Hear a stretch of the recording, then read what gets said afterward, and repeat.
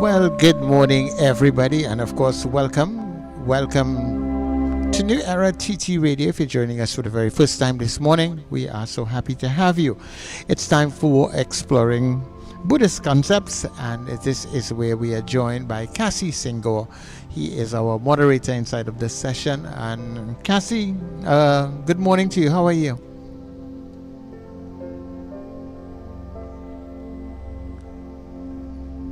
All right, Cassie, check and see if you're not muted. Good morning, Sir Charles, and all the listeners. I'm so happy to be with you all here this morning. Yeah. Yes, good morning to you, and I'm hearing you pretty well now, so go ahead. Right, so you want me to go ahead, but the amount of excitement that was generated between 6 o'clock and just now there, you know, it's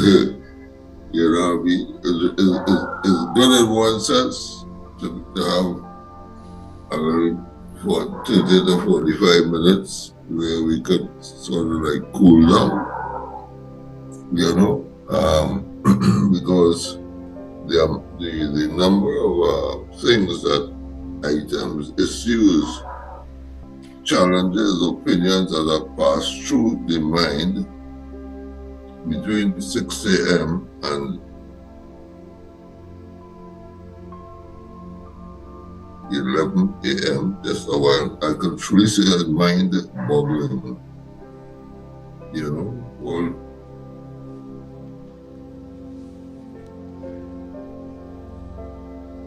all those opinions and to join the AI group.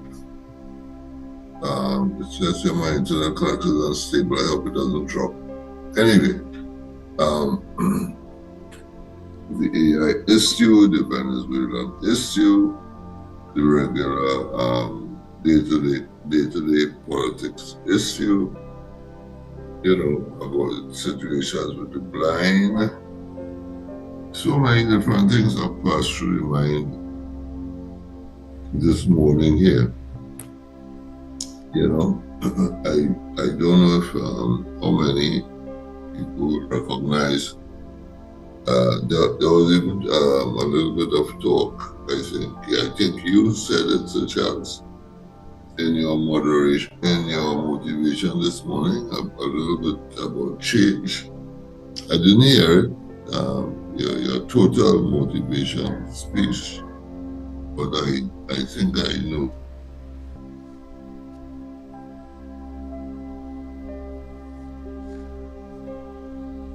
But it would change it upon in our minds because we have had a big one, and we recognize, I hope, the small ones also. So I want to begin.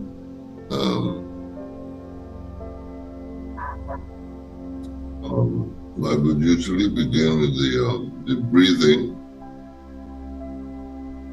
but prior to the breathing, there is also the intention to approach the cushion, as we call it, approach the chair or the floor or wherever we are going to be sitting, or if we are standing or walking or lying down. There still is a need for an intention and a purpose. What do we intend to do here?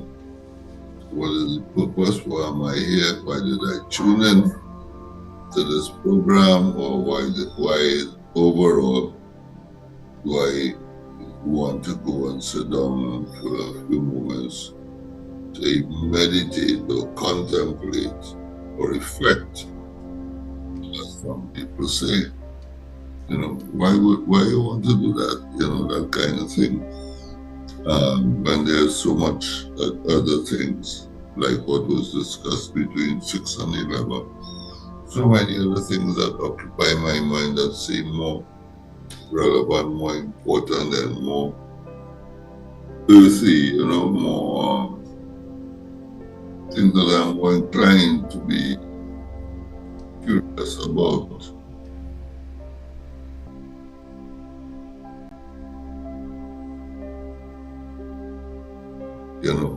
why was my 5 minutes in meditation, in mindful practice, and stuff like that. But so it is necessary if we are going to continue that you form an intention, your own intention, or sometimes maybe one day I'll read a general intention that we use. This is for definitely, you don't have to be a Buddhist to use it. But it's there and you can use it.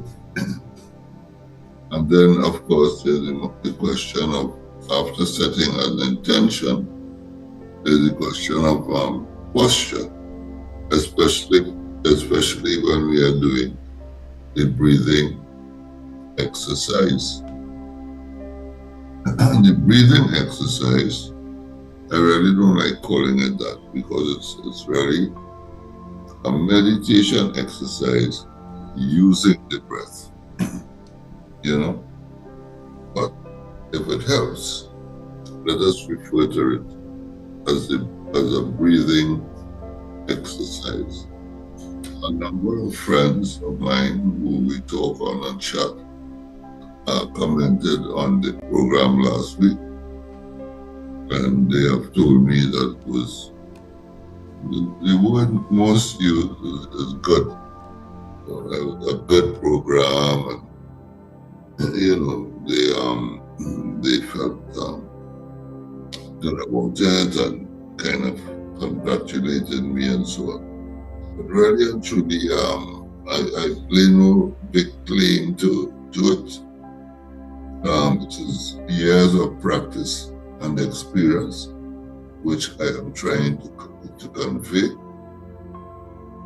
And this has come about because I had a very good one-on-one teacher when I first joined Buddhism. I had a very good teacher who currently is passing away. It has been reported because he's out there in England and not communicating with many or with any, but he is passing away.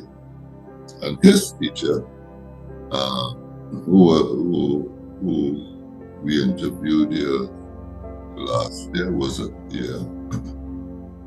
He sent a message, that Rinchen, which is the name of my teacher, the first teacher to come down to the Caribbean to really show us, give us an insight into meditation and practice and so on. His name is Rinchen, and so he's passing away. It's not definite what ailment he has, whether it's Alzheimer's or. But what we do know is that he has a brain tumor. So we that what we know best on his behalf, which we have been doing and which we will continue to do. Not until he passes away, but as you use the phrase ever so often, such as above and beyond the passing away. So we continue to do what we know best to do on his behalf, and we do that at every opportunity we get. For instance, at 6:30 in the mornings, we have morning meditation. We do that. We have a Zoom session again. The morning meditation is also on Zoom. We also meet on Wednesday nights on Zoom. And for instance, this weekend, to have Sering, we interviewed a couple of months ago. She will be on Zoom also, teaching a particular practice which we call Tonglen. And Tonglen literally translates into giving and taking. But I want to focus here. I have gone into the minutes somewhat, and as yet I have not much encouraged us to settle down, so to speak. So I want to do that right away before going any further. So having made an intention, personal intention, having found purpose, good reason to be here, and to not just listening but take part, because this is also about practicing, not just conceptualizing and intellectualizing, but practicing so that we know for ourselves. So I want to go into the question of posture, because it is said that if one has the best posture that one can have, you're already in meditation, so to speak, because the posture aligns the mind with the body, and the posture has to do with us feeling the feet on the floor, feeling the knees if you're on the floor and doing lotus. Full lotus will have your knees on the floor. If you're on a chair like I am, feeling your feet on the floor is recommended. And I really mean feeling it. And when I say feeling and your mind goes to your feet, you may find that you are gripping the floor. Are you gripping the floor? Or are you relaxing your toes so that they extend outwards, anything, any tensions that might have built up there can flow out, so to speak.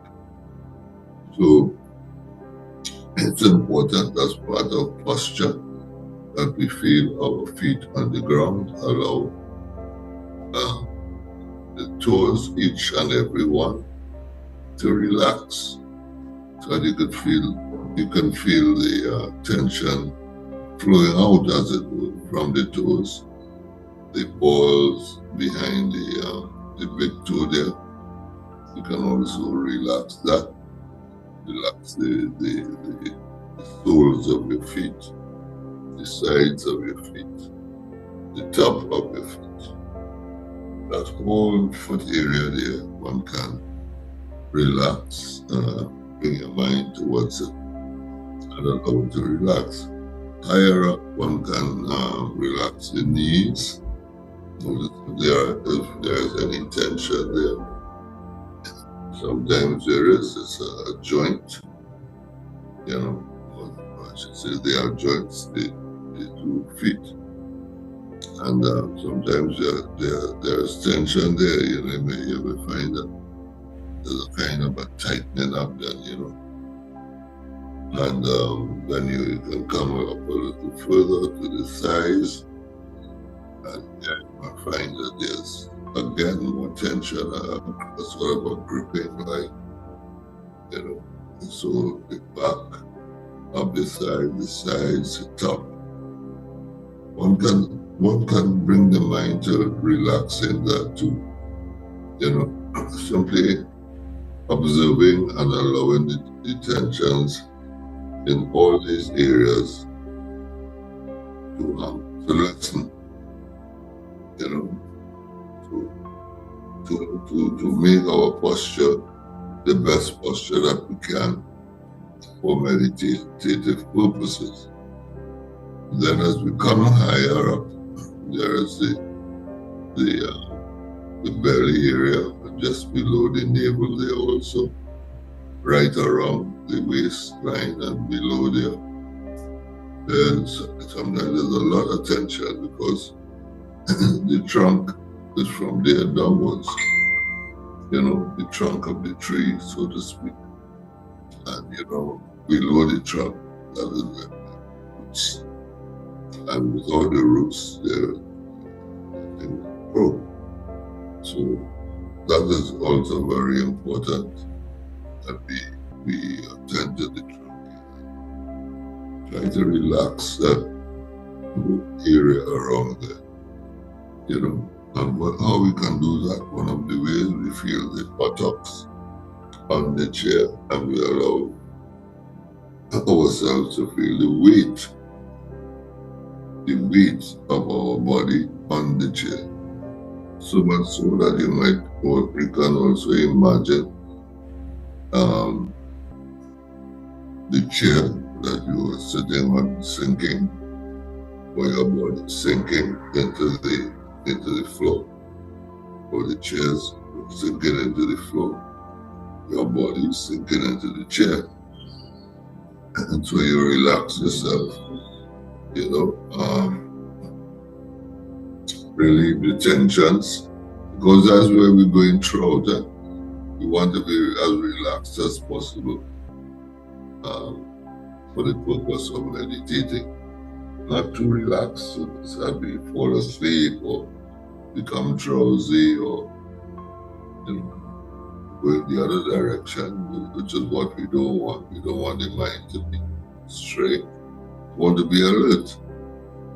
You know, so we are aware that there is tension, and we want to relax them, and then coming up with high. Well, actually, we can have a look now at the hands and the arms resting on the sides. Either have them extended out, so the fingers are extending out, and just like the toes, you know, allow any tensions here to flow through the fingers into the air, the atmosphere. We can have it that way, or we can also place one set of fingers over the other and allow the thumbs to touch lightly just below the navel there.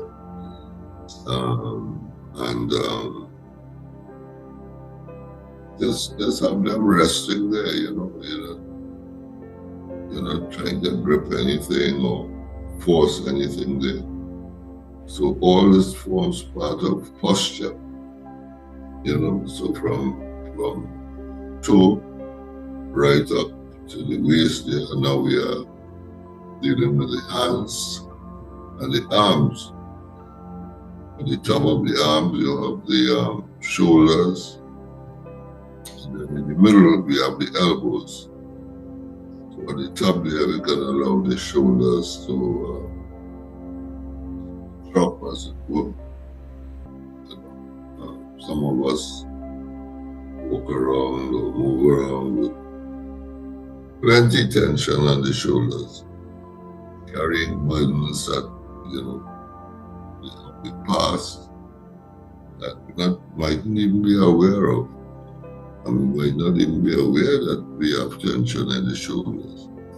Until we put our mind to it and say, hey, you know, there's really something there, and maybe I could just really sit by dropping the shoulders. And then, of course, there's the torso, the front of the chest,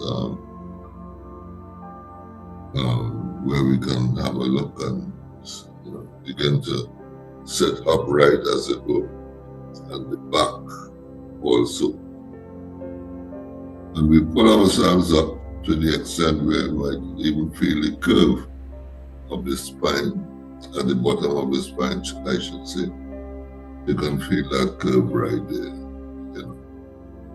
Again, not too tight, not too loose. Just like when if you're tuning a guitar or any string instrument, you don't want to have the strings too tight or too loose. Similarly here with the body, you don't want to have that area of the front and the back too tight or too loose, but just right, you know, relaxed. Then we come further up above the shoulders. We have the neck and the head That's one. And that we can also relax. One can relax around the mouth. One can relax inside the mouth, the tongue. You can have the tongue facing upwards, resting gently against the back of the top teeth. Just pointing towards the palate as it were. And we can sit like that. If you can, that would be good. And then there are the eyes, which we can either keep closed or keep open. If kept open, it's preferable that, we are looking downwards. Using the chin, just to drop the chin a little bit, slightly downwards. Some teachers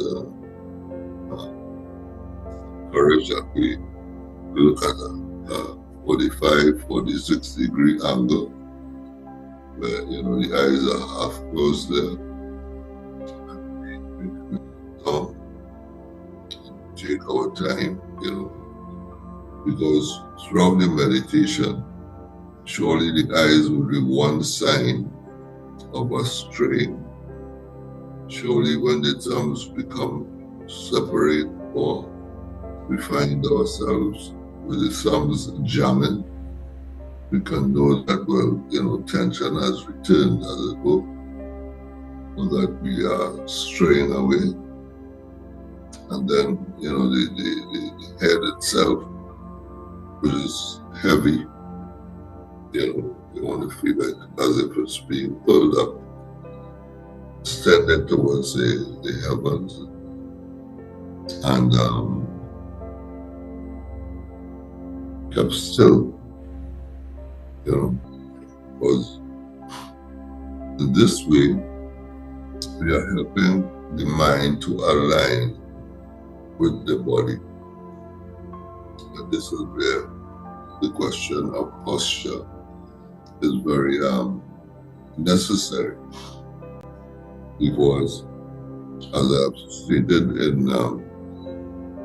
in past days, in past programs, that what we are doing here, one of the things that we are doing here, or should I say, the main thing that we are doing here, is calming the mind. So that's why I spoke about the number of things that have passed through the mind between 6 a.m. and 11 a.m. this morning. Very agitating kinds of things. And if we can spend 5 minutes, to maybe 10 minutes, or even 3 minutes, if you find 5 going too much, and you can spend it just in getting the posture right, that is certainly a step in the right direction. I always remember you, Sir Charles, talking about, from the time you sit down, thoughts begin to bombard you. And that is, of course, very natural. And the fact that you can notice that is a step also in the right direction, because that goes unnoticed for so many of us. We sort of take it for granted that is how life is, that is how life should be, with all these thoughts bombarded. And we claim these thoughts as our own, realizing that they are coming and going as their nature is to do. Because none of it stays, regardless of what sort it might be. They do not stay. Some stay for do not last, I should say. Some will last for a short time, some for a longer time, but they do not last. And if we are able to sit in a good posture and have a good intention, have a stated purpose, then so much better. And then comes now, after the posture, then comes the question of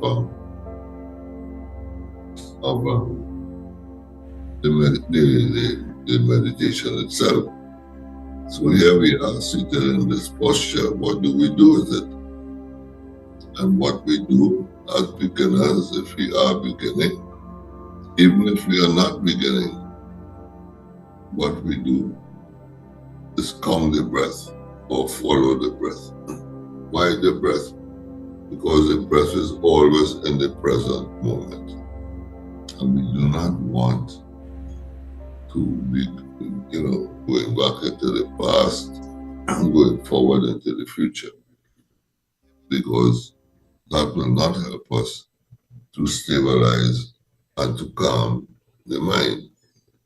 As I said a few times already for the morning, we go back into the past, even just for the 5 hours from 6 a.m. to now. You can see the number of things that can call us back then. So many things that can call us. Far more for the larger past of our lives, the memories and the regrets and the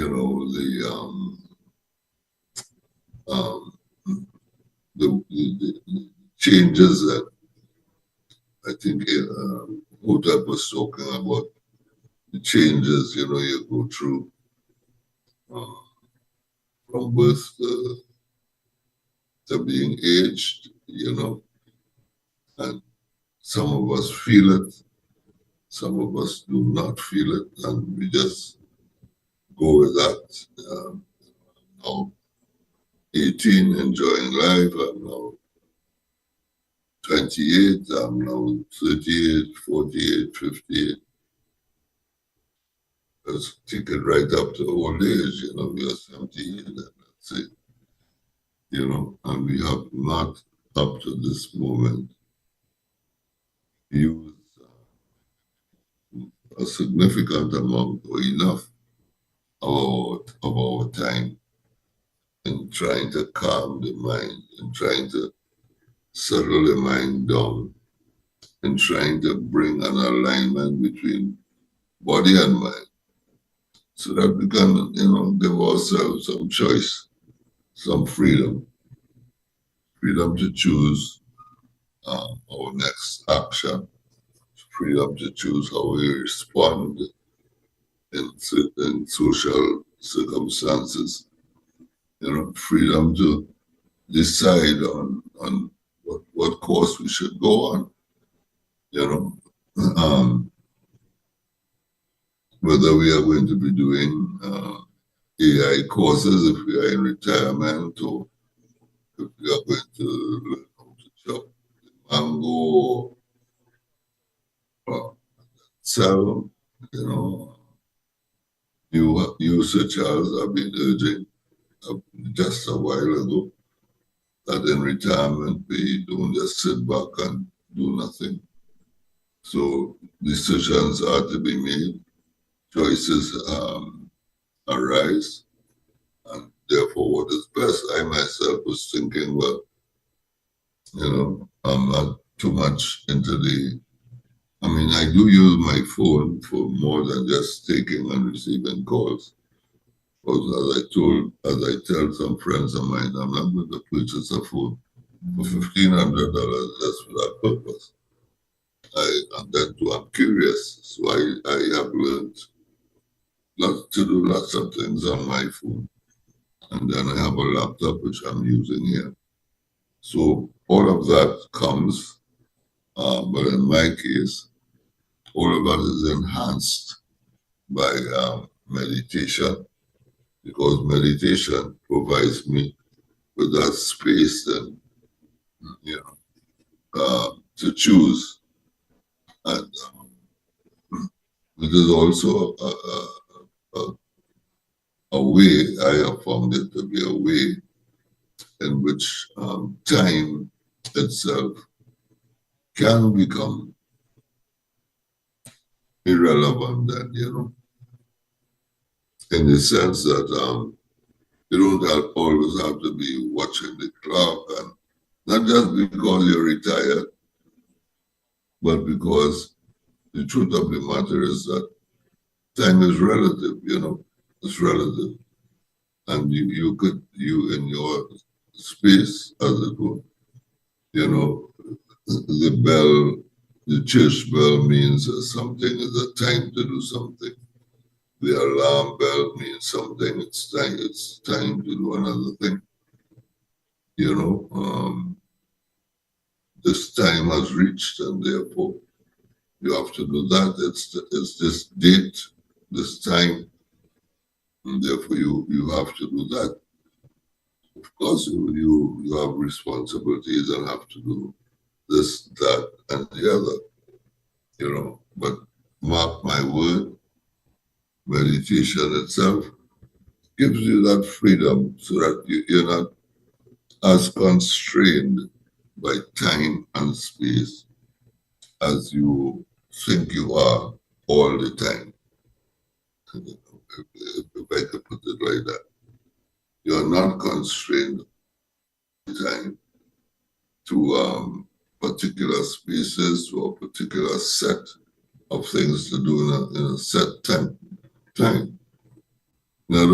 In short, then, you experience a greater freedom in life, and meditation certainly supports that, and it does it. As a matter of fact, some of us say, that after a while of meditation, there are things that you don't even have to do, and they will be done for you. And even though we might struggle with getting to the cushion, for some of us that's an obstacle that some of us still have to overcome, and hence, we have to find strategies. Sometimes we call it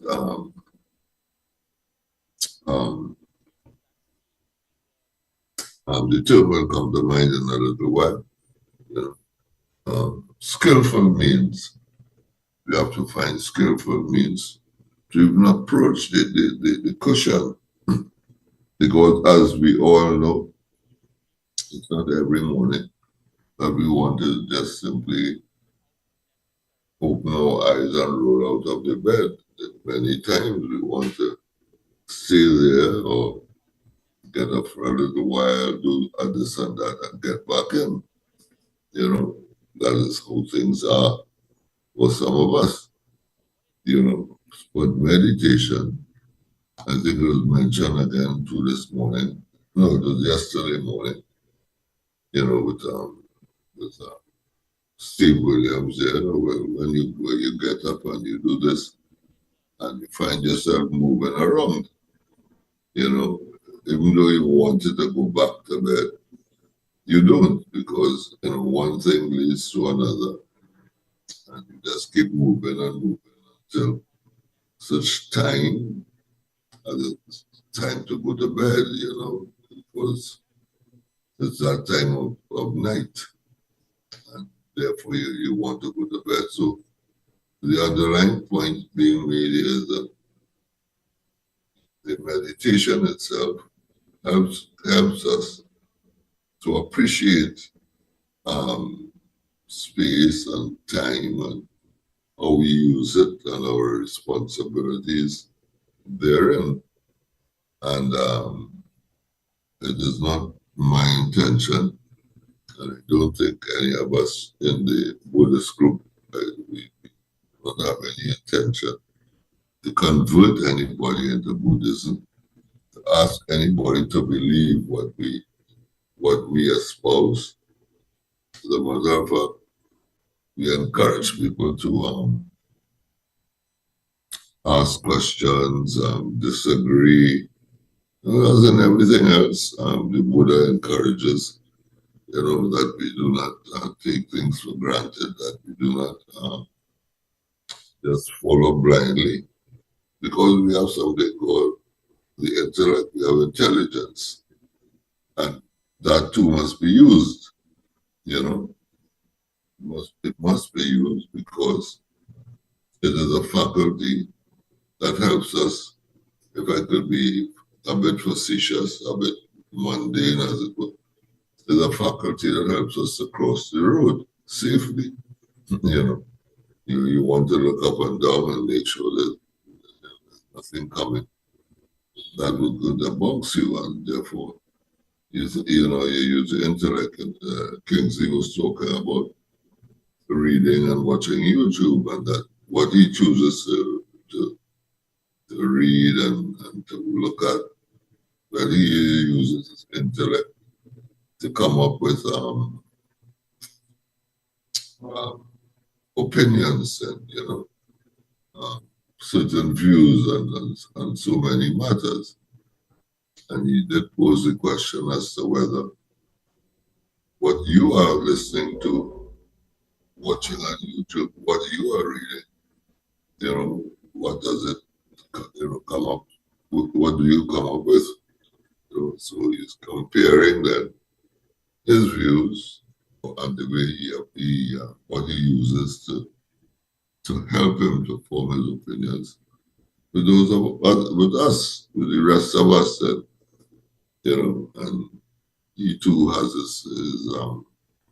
his preferences, his rather, his outlook. Sometimes he prophesies, as the case might be. So that the idea of sitting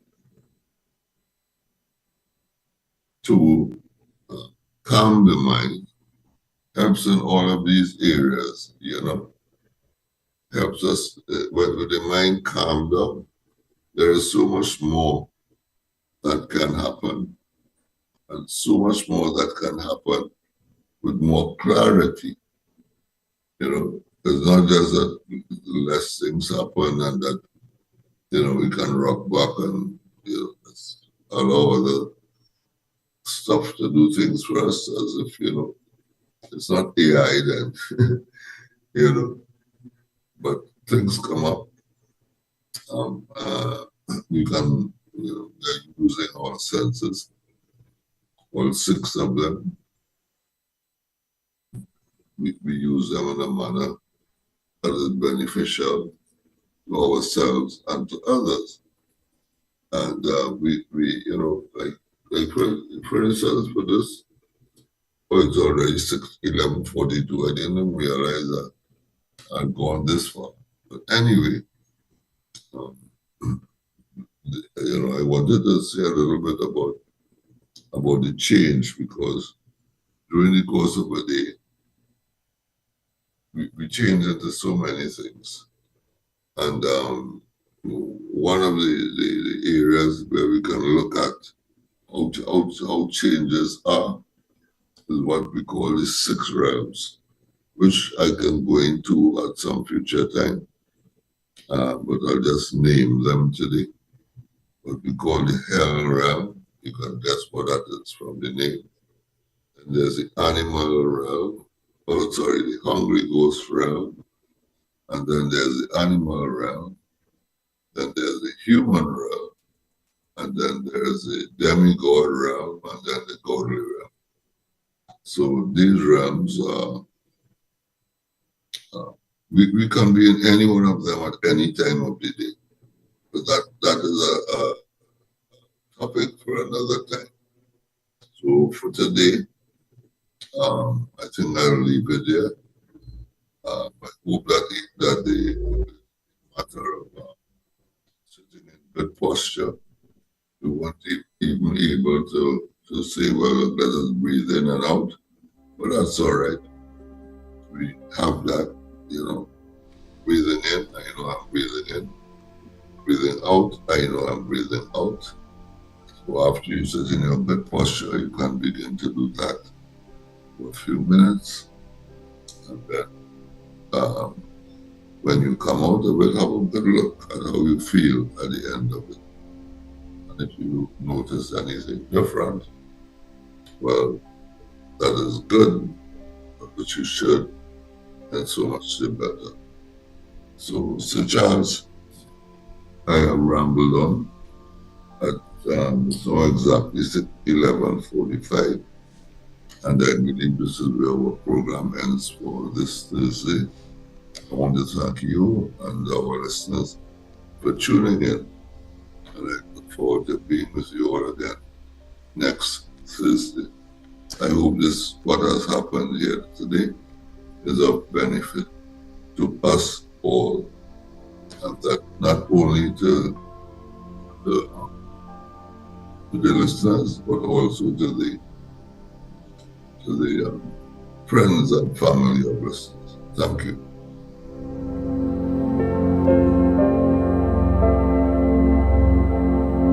May I be filled with loving kindness. May I be well. May I be peaceful and at ease. May I be happy. May you be filled with loving kindness. May you be well. May you be peaceful and at ease. May you be happy. May we be filled with loving kindness. May we be well. May we be peaceful and at ease.